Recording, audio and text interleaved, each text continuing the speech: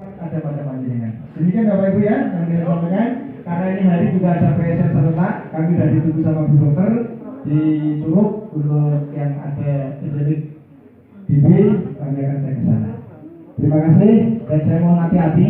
Kemarin di wilayah Pasinggangan tapi masuk wilayah batasnya Yangun, ada anak yang 18 bulan masuk kolam. Ya. Kemudian yang untuk bapaknya itu kebetulan sudah sepuh karena kurang bisa mengendalikan emosi, beliau linglung, beliau depresi, beliau pikun, sehingga mudah-mudahan bapak ibunya semua sehat sampai nanti kita Abid apa namanya? Yang di sini Abid namanya ya, Abid Faiz Firdaus kayaknya. Saya rasa demikian.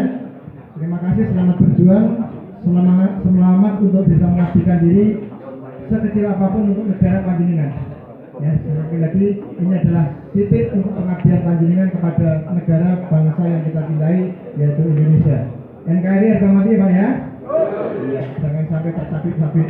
Ideologi kita tetap Pancasila. Itu saja karena kita memang orang Indonesia, orang Banyumas, khususnya orang Binangun yang tempatnya di atas. Di atas.